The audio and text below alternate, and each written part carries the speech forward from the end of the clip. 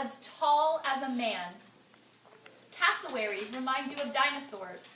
They sport tall helmets of bone growing up their blue and black heads. Long, skinny, black feathers hang from their bodies like hair. And because they only have tiny stumps for wings, they can't fly. But they sure can fight. They can leap into the air and slash at their enemies with claws as sharp as razors.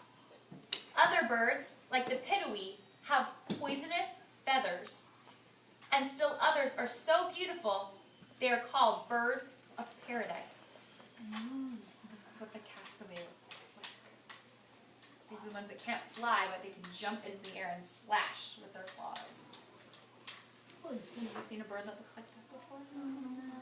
Well, why does this bird couldn't fly? It looks like it can fly. It looks like it, but its wings are too small. It's like a chicken.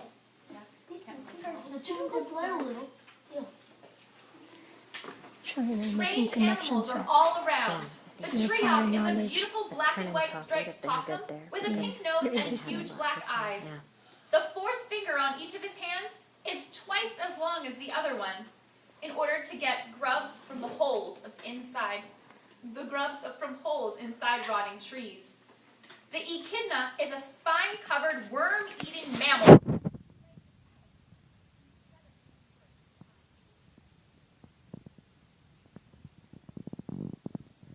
A mammal is supposed to, it's called a mammal because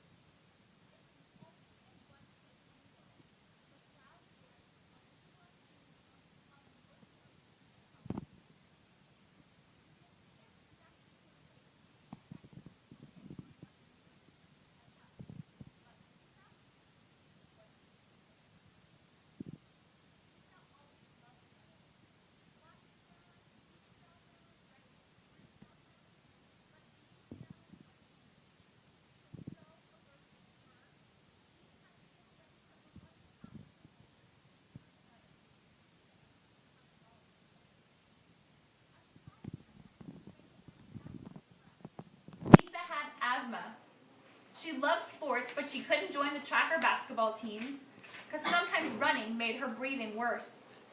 Who'd have thought she'd grow up to be a tree kangaroo scientist, climbing 10,000-foot mountains into the thin air of the cloud forest? Not Lisa's elementary school teachers. Since kindergarten, not one of them encouraged her interest in animals. In fact, one teacher complained to Lisa's mother. She thought a little girl who always wrote stories about animals was odd. Lisa's two older sisters weren't as excited about animals as Lisa was, but their mom, the principal at a nursery school, understood because she loved animals and nature too. How could Lisa bring animals into her life? Living in New York City, how could she observe them in the wild? We didn't have a lawn or a backyard, Lisa remembers. Instead, we had the asphalt roof of the garage. Even there she found a way. She would go and study the little ants that lived on the roof. She would collect them in Dixie cups. That way she could pick them up without hurting them and watch whatever they did. Then she would let them go. Later in high school, Lisa researched a report on beluga whales, the beautiful white whales of the Arctic. She read books and articles, but that wasn't enough. So she went to the New York Aquarium, and she decided to see what she could find out by watching the beluga whales up close and personal. She even got to touch one. The next year as a senior, Lisa volunteered to help a scientist at the American Museum of Natural History in New York. He was studying electric fish.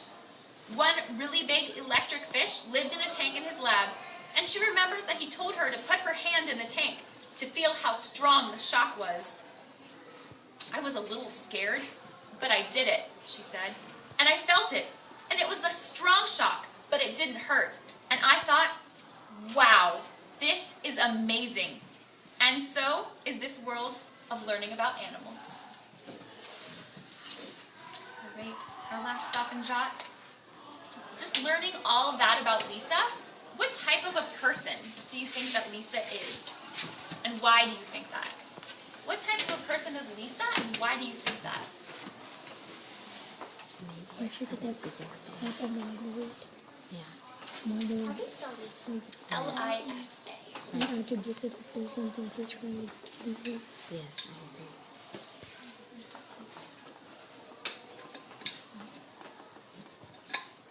Secondly, I want to pick what's in the shadow of most driven too.